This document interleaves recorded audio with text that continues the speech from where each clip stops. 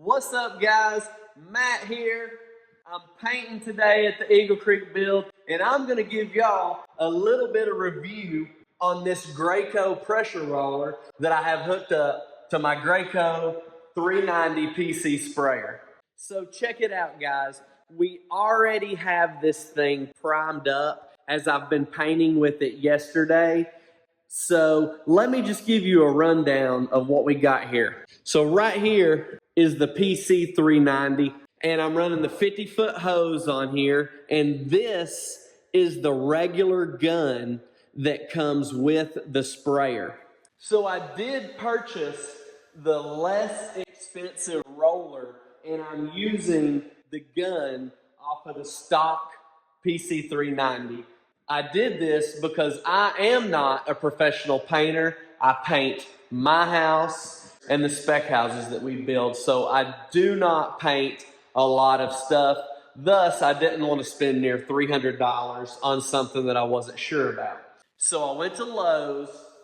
I bought the pressure roller, which comes with the extension and the end, the nap and everything. I bought 2 extra extensions to paint this large 18-foot ceiling right here, which I'm not going to be using today, but I do have them. So right here's a close-up look at this.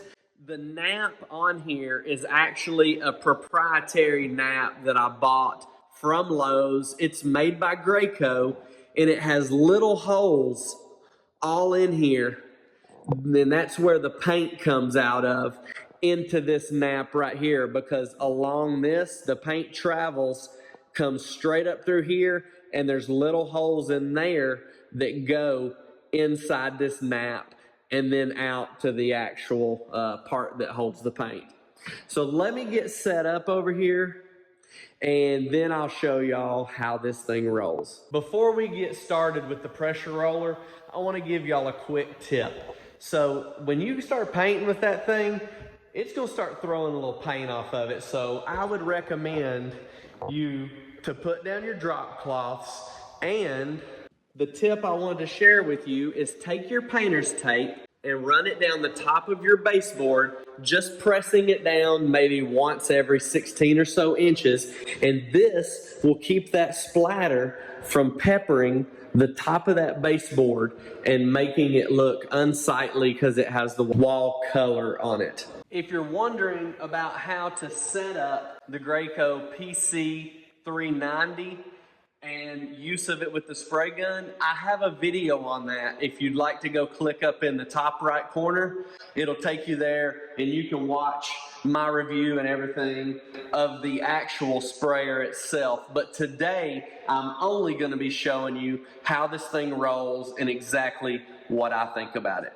Okay, so let's get started. Once you set this down from the day before, I wrap it up in a piece of plastic to keep the roller nap wet for the next day. I'm not saying that you should do that, but say you have to go to lunch or you're going to finish rolling the next day, I don't think there's a problem to do that. I've never had a problem thus far. So some of the line did bleed out, and there's excess paint on here, which I'm going to roll off on the wall before I actually get started.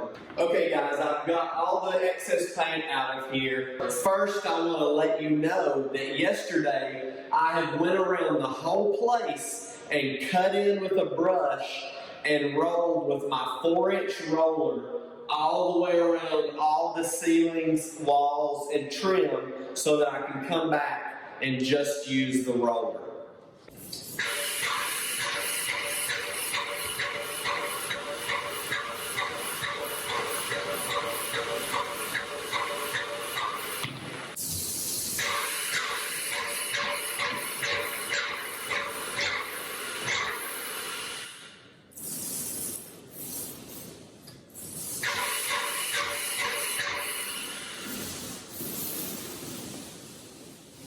So guys, what I typically do is I run down the wall a little ways using the trigger to let the paint out. And what I've noticed is the paint does have a tendency to come out a little spotty, and it makes thicker spots on the wall. So how I've adapted to that is I'll roll down a little ways while holding the trigger, get the paint good on the wall, and then I'll run back and smooth it all out like it should be, lightly pulling the trigger every now and then just to keep the roller nap wet and not let it dry out too much.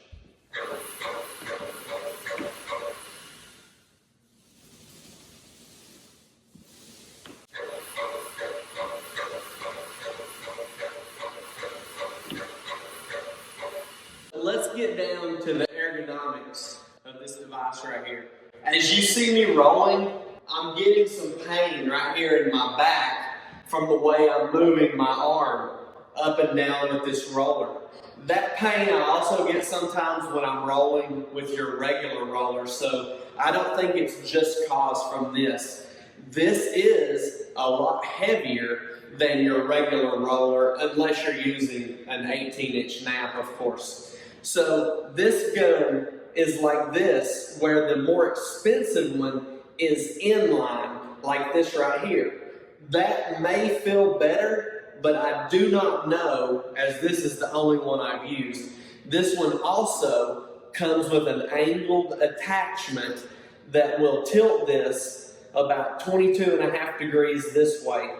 I don't have it on there because you have to get it in there so good that it had a tendency of leaking. So I would just prefer not even to use it, as I'm only painting a small room at a time, so it's not that big of a deal.